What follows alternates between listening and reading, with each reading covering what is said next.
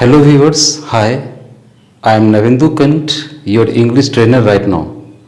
Today in this video lecture, we shall discuss about why, where, when and how we can use V1 or V5 in sentences of English language so correctly and so confidently.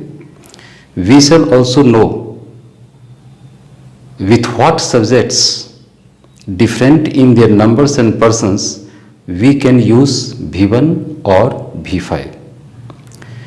English grammar में आज के इस video lecture के लिए हमारा एक ही target है, एक ही अप्रोच है, ये बतलाना कि इंग्लिश लैंग्वेज के सारे सेंटेंसेस में V1 और V5 का करेक्ट यूसेज हम कैसे करेंगे.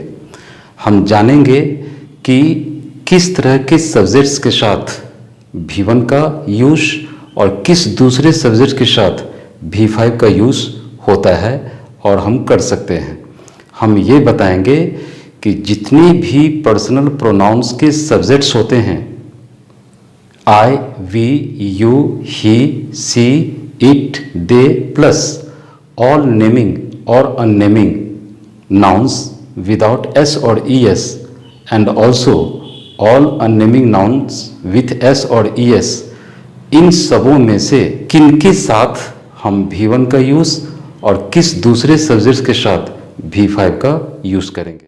My dear viewers, if you all haven't yet ever knew about the correct uses of V1 and V5 with different subjects, different in their number and persons.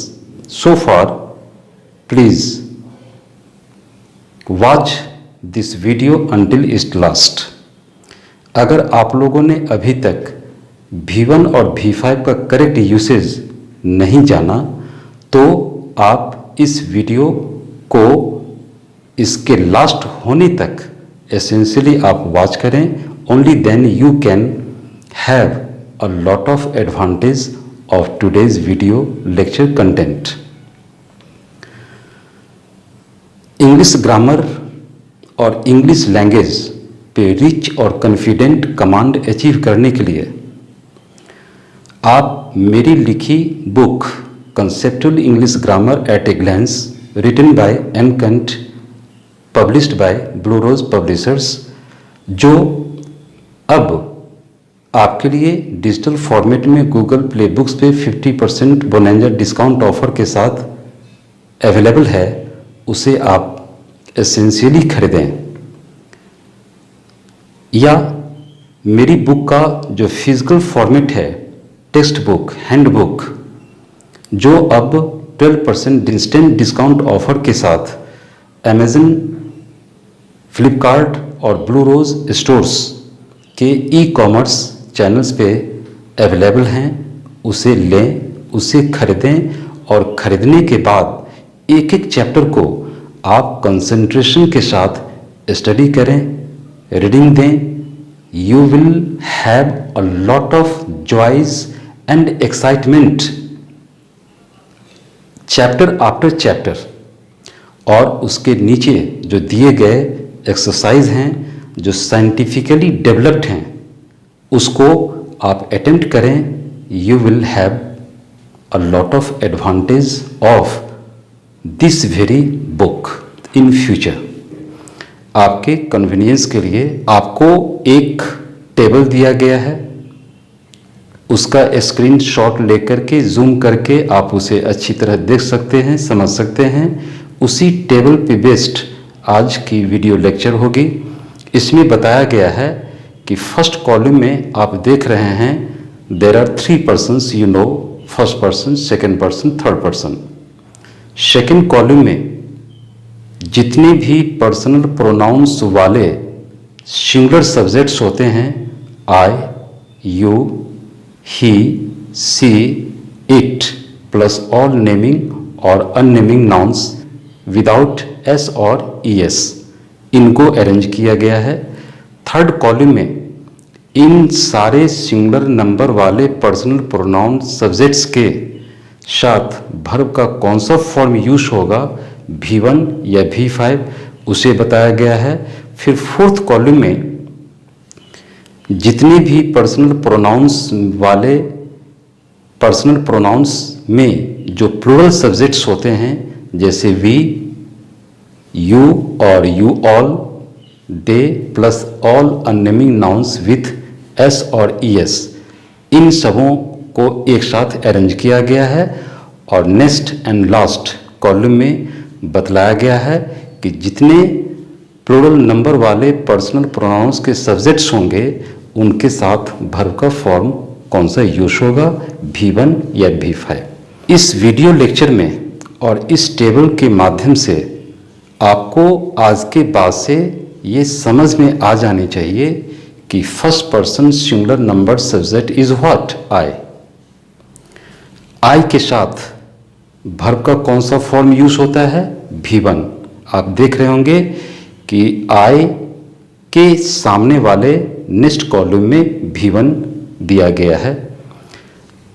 I personal pronoun वाले subject के साथ English sentences में always V1 का प्रयोग होता है। ये समझना है, ये जानना जरूरी है। एग्जाम्पल सेंटेंसेस में क्या दिए गए हैं, I go, we learn, I walk, we sing etcetera. फिर first person plural number subjects क्या होते हैं, वी। आई का प्लूरल क्या होता है, वी। और वी के साथ वर्ब का कौन सा फॉर्म इंग्लिश सेंटेंसेस में यूज होता है, V1 सामने दिया गया है। We always follow what, V1। जैसे we go, we learn etcetera. Second person singular number subjects क्या होता है, यू। यू के साथ इंग्लिश सेंटेंसेस में वर्ब का कौन सा फॉर्म फॉलो करेगा, V1। एग्जाम्पल सेंटेंसेस क्या बनेंगे, you walk, you sing, you eat, you laugh etcetera. Similarly second person plural number subjects क्या होता है, या तो कहेंगे यू, या ज़्यादा स्पेसिफाइड करने के लिए बोलेंगे यू ऑल। यू बोलें या यू ऑल बोलें, उनके साथ ऑलवेज इंग्लिश सेंटेंसेस में V1 का यूज होता है। एग्जाम्पल सेंटेंसेस क्या बनेगा, you all sing, you all work, you all read, you all right.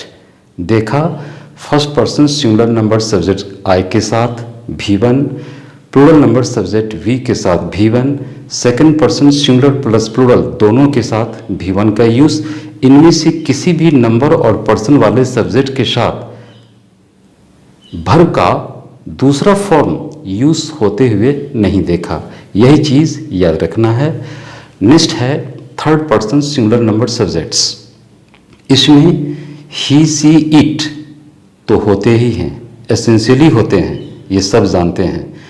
आपको दिमाग में ये भी याद रखना होगा कि ही, सी, इट के एडिशन में वर्ल्ड में जितने भी नेमिंग नाउन्स विदाउट एस और ई एस होंगे, जैसे राम, मोहन, अमर, सीता, रोजी एटसेट्रा, और जितने भी अननेमिंग नाउन्स विदाउट एस और ई एस होंगे, जैसे boy, girl, teacher, doctor, dog, cat etcetera, इन सबों के साथ ऑलवेज वर्ब का कौन सा फॉर्म फॉलो करेगा, V5। एग्जाम्पल सेंटेंसेस जैसे he laughs, she writes, it works, it science, Ram studies, Rosie plays, a boy walks, the bird chirps, the sun rises, the water flows, the wind blows, etc. आपने देखा third person singular number subjects ही होते हैं जिनके साथ, जिनके बाद always V5 का एप्लीकेशन होता है। अदरवाइज इंग्लिश लैंग्वेज में कोई दूसरा नंबर और पर्सन का सब्जेक्ट्स नहीं होता जिसके साथ ऑलवेज V5 का एप्लीकेशन होता हो। नेक्स्ट क्या है, third person plural subjects. What is it, they plus all unnaming noun with S और E S. Third person plural में दे तो होते ही हैं एसेंशियली, यूनिवर्सली।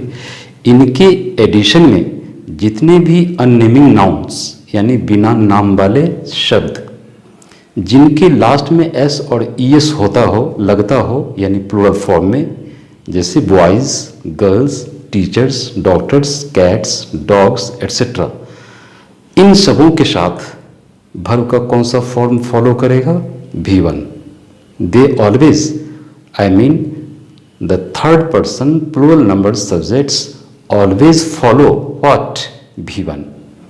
एग्जाम्पल सेंटेंसेस क्या होंगे? They listen to music, they sing a song, birds chirp on the tree, boys conduct the assembly, girls dance on the stage. Many more sentences with their third person plural number subjects can be there to follow what? V1 after themselves. Okay? इस table में से related दो rules आप समझ लें, मैं बता देता हूं। फर्स्ट रूल कहता है कि third person singular number subjects, that is what? He, she, it plus all naming और अननेमिंग नाउन्स विदाउट एस और ES always follow what? V5 after themselves in all English sentences. दुनिया में जितने भी third person singular number subjects हैं, he, she, it के बाद, उनके अलावे, उनके बाद ऑलवेज V5 का एप्लीकेशन होता है। वर्ब का दूसरा फॉर्म प्रेजेंट सिंपल के लिए यूज नहीं होगा। Rest all subjects different in their numbers and persons like first person singular I, it's plural subjects we, second person singular you, second person plural you or you all, and third person plural they plus all unnamed nouns with s or es must take what? V1 after themselves। इस table में third person singular number subjects को minus करके जो remaining subjects बच जाते हैं different number और person वाले, आई हो गए, वी हो गए, यू हो गए, यू ऑल हो गए, they plus all unnaming noun with S और ईएस हो गए, उन सबों के साथ ऑलवेज V1 का एप्लीकेशन होता है। इस वीडियो लेक्चर के बाद बेसिक लेवल पे, जीरो लेवल पे सब्जेक्ट वर्ब एग्रीमेंट से रिलेटेड वो सेंटेंसेस जिसका सब्जेक्ट एक नाउन हो या एक प्रोनाउन हो, यहाँ के इस रूल की अंडरस्टैंडिंग के बाद और आज की वीडियो लेक्चर को वॉच करने के बाद आपके माइंड में कभी भी कंफ्यूजन नहीं होगा कि with what subjects you should use V1 and with what other subjects you should use V5। Okay? इस तरह V1 और V5 को करेक्ट यूज करने वाला ये टेबल आप माइंड में ऑलवेज इम्बाइब करके रखेंगे, ऑलवेज अपनी अंडरस्टैंडिंग भी रखेंगे। Only then you can form a lot of correct and complete and confidently write sentences in English language. Okay? My dear viewers, if you are satisfied with today's video lecture, please don't forget to subscribe the channel. It is essential. Now, please don't forget to like the video and also please don't forget to share it more and more. Stay home, stay safe. Thanks you a lot for watching today's video. Enjoy watching and learning. Have the nice time.